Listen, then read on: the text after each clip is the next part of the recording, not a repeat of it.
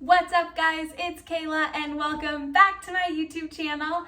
Before we start, don't forget to click the like button and click the subscribe button. Make sure all those notifications are turned on. So today I want to talk about how to help others without hurting yourself. I want to look at the 7 things plants need to grow. The first is room to grow. The second is temperature. The third is light. The fourth is water. The fifth is air. The sixth is nutrients. And then the seventh is time. And I thought this was perfect because the Lord calls us to plant seeds and to be there for others and be there for our friends, be there for those in need, be there for our family, and whatever they may be struggling in or whatever they may be kind of wrestling with, we are called to be there for them. It's really easy to feel like you need to carry all of the weight and the burdens that your partner or your friend carries, because you have the Lord and you have the Lord fulfilling you. But I think this is such a perfect example because the Lord calls us to be there and He calls us to plant seeds, but He is the one that does the work. He is the one that does the rest. We cannot do all 7 things. When you get a plant, you get your plant, you plant the seeds, and you water it. And that's all you can do. You cannot bring the sun to it. You cannot force time to go by for it to grow faster. You cannot make sure that the temperature is perfect 24/7 for them. You just have to rely that those things are going to come into place and you did your part and the earth is going to do the rest. A couple verses to go along with this is Romans 8:25, and it says, "But if we hope for what we do not yet have, we wait for it patiently."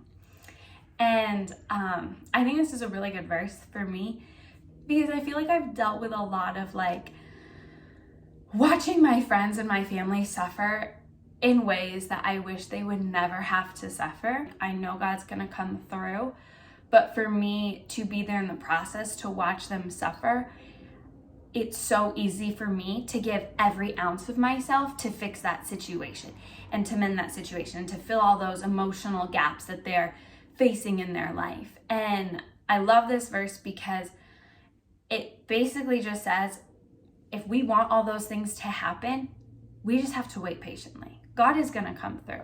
God is going to fulfill His promises. God knows who that person is. God knows what they're struggling with. And we are called to wait patiently and to call upon the Lord. But we are not called to try to take everything on ourselves and to, be the one that fixes it for them. We're called to support them while we wait for those things to be resolved. The next verse is Ephesians 4:32. And it says, "Be kind and compassionate to one another, forgiving each other, just as Christ God forgave you."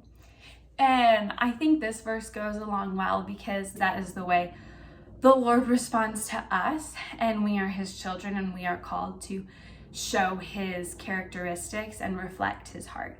The next verse is Galatians 6:1, and I love this verse. So it says, "Brothers and sisters, if someone is caught in a sin, you who live by the Spirit should restore that person gently. But watch yourself, or you also may be tempted." So I've heard this verse before, and for whatever reason today, when I read it, I was like, this is perfect for this Bible study. Because I recently have experienced this myself. I think when this verse talks about somebody being caught in a sin, I've always thought of big sin, like being caught lying, being caught cheating, being caught, doing something that's huge. And this past few weeks, I've really realized that it is a sin when we are not trusting in the Lord the way He's called us to trust. It's a sin when we're fearful. It is a sin when we are worried, when we are anxious. It is a sin when we are ungrateful. It is a sin when we're coveting. It is a sin when we are not rejoicing. And I recently realized, when I hear negativity all of the time, I am the one, trying to build people up, and I'm trying to, like rebuke that and say, no, that's from the enemy. Like, that's from the devil. That's not from the Lord. That's not what God has in store for you. Like, you shouldn't be feeling those emotions. Like, those are things that the devil wants you to feel. That's not from the Lord.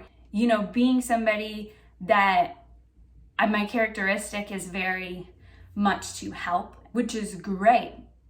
But this verse says, but watch yourselves, or you also may be tempted. And I really noticed when I was being the listening ear for depression, for anxiety, and for worries and fear, those things now I started to feel, and I started to compare myself, and I felt this huge weight, and I was really, really anxious, and I all of a sudden became extremely fearful. I had like a wake-up call, and I realized, oh my goodness, like, I'm trying to do the Lord's work here, and that is why I'm experiencing all these things, because I'm not giving that person this space for God to work in their life. I'm just trying to work in their life, and I'm trying to take on everything.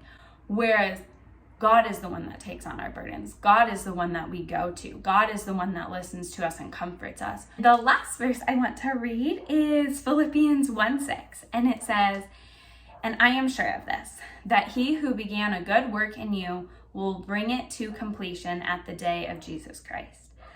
And that's such a lovely promise. I love this verse because God is promising, you know, he knows each and every one of our hearts, and he knows his children way better than any of us could.